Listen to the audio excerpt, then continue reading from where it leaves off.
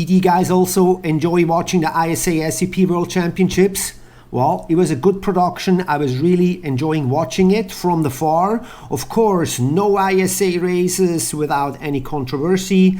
No ISA races with a lack of suspense and athlete standout. So I want to go a little bit point by point and recap what we've seen over the last few days.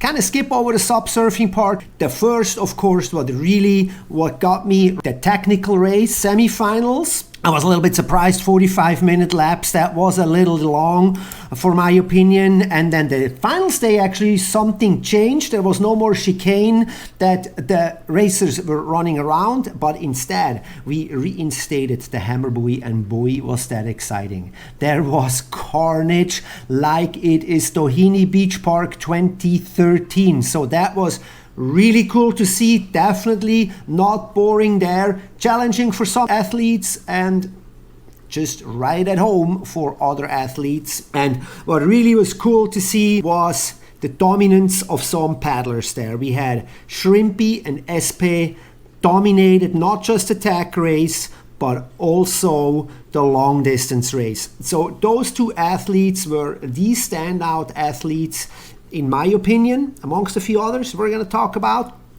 But Shrimpy, say the long distance, he did not only win the long distance, but he flat out smoked everybody, put everybody to shame. Esperanza there at the long distance entry, it was her and Duna, and we remember Duna winning that thing last year in Puerto Rico.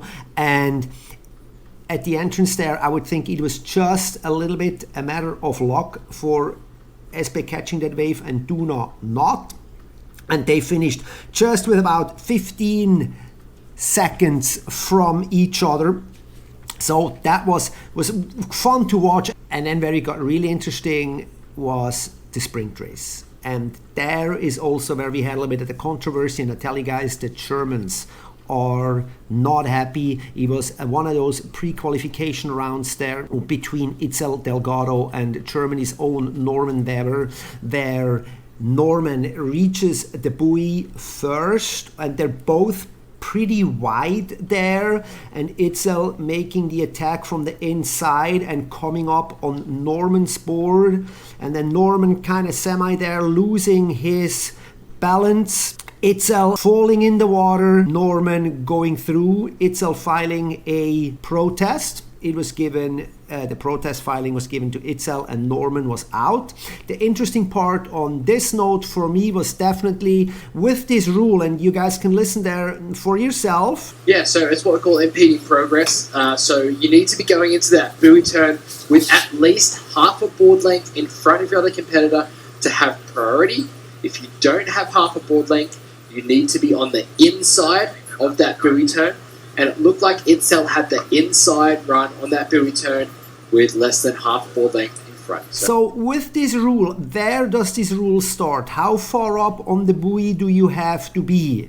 And if there was such a thing as it's at the buoy, there is where it starts. You almost would have to set some sort of a pre-buoy that whoever reaches that first has the priority. Right now, this priority thing is just in the eyes of the beholders. And a lot of questions were asked who those eyes are. Are those licensed judges? Are there courses for such judges? How strict is this? That's all coming in the wake of this controversy, and is a really good question, because when does it start? How far up at the buoy do you have to be, or you can be, when these rules start to become in effect? And we don't really know that. So that's an interesting question there. So Itzel, of course, we know moving on, but not making the finals, which brings me actually to the semifinals. I'm like, oh boy, was I bummed out for Christian Andersen. He gave it away on the beach. Can you believe it? He was outrun by Aaron Sanchez. And do you see how this guy puts the sprint on? Even with Christian having a good 10-20 meter lead, and there goes Aaron Sanchez just darting through. And yeah, he was pissed. You could tell that was like, he definitely gave his final there away. Final of the man. It was very, very exciting there. Noik coming in through, very strong. And then Aaron coming from behind and almost contesting Ollie's and Claudio's battle for the silver and the bronze. and he falls off the board. Oh, that was hard. That was hard to watch, and he falls off the board. A similar scenario in the ladies' final. I mean, Mary Carmen and Melanie Lafenêtre had it like neck on neck, and Mary Carmen just dismounting a tad too early, landing in deep water and falling and giving it away there. That could have been her possible gold medal. And Melanie Lafenêtre just sprinting into the finish line and winning the sprints. And speaking of Mary Carmen, I mean, looking at an athlete like this, she was on the podium in each 3 disciplines. I would love to see an athlete like her at the Euro Tour, at the SUP Alps Trophy, and other larger races like in Barcelona, for example. Living in Puerto Rico, coming once a year out of the woodworks and showing the world, hey, I am Mari Carmen and I can paddle. Wow, very impressive. Same thing kind of with Shrimpy. Shrimpy has paddled a few more races than Mari Carmen, but not enough in my opinion. We need Shrimpy and Mari Carmen out there in the tour, maybe at the APP, in the Euro Tour, and showcase their amazing talent. So that was really cool to see. Those two were, for me, kind of like the standouts that we don't see enough throughout the year. As far as the overall event goes, the production, the ISA has it together. That production was no joke. A production like this is not cheap, and the commentary, I have to say, was really good. Even my wife was commentating out of the background, listening to Drew Marin. This guy is a good commentator, and if my wife just out of the kitchen there saying, oh wow, this guy's talking really good, so that means something, because she was only halfway listening. So good commentary. It was nice to see Casper and hear Casper with his athlete inside. I think that was long overdue that there's a former athlete and world champion sitting in a commentary booth. So that was really great. I kind of personally also missed Mathieu a little bit, but he was on the beach commentating, I guess. Long distance commentating, there is only one guy that can make a long distance race exciting, and that name, you guys all know it, that is Chris Parker. Can make a long distance race amazing, because otherwise long distance races are kind of dragging on. As far as the race formats goes, you guys, we can discuss this thing for on and on and on. Is this the Olympic way? Is it not the Olympic way? Is a 45-minute, 30-minute tech race, is that a tech? Is beach run plus buoy turns, is that a sprint or not? We've unpacked all these in the wake of last year's ISA. The discussion has not changed. Is this going Olympic this way or not?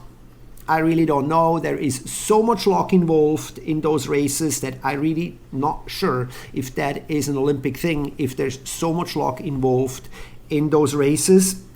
So really, really hard to say. We could make a whole entire video on its own. I personally love all the carnage and the beach start and the sprints. It really makes for great racing. It's exciting, but again, it does not cater to anyone. Landlocked paddlers have a absolute disadvantage in these kind of things. There is so much luck involved, and say, look, this guy was faster because of this wave, or this wave hit me before this guy, and there is just so much room. And I think when it becomes an Olympic thing, things just have to be absolutely black and white. The same thing with that buoy rule there between Norman and Itzel. It is just too wishy-washy. We love surf, but when it comes to racing, everything has to be meticulously planned and written down. But nevertheless, I enjoyed the last days of watching this. Really cool. Everybody was there, besides a few people. I really enjoyed the last 5 days of watching the ISA. Now we're moving on into November and see what the ICF can do. Sadly, the ICF has changed their broadcast model, so I'm not sure how much I can follow along there, but we will have to see. Thank you guys so much for watching, and we'll see you in the next one.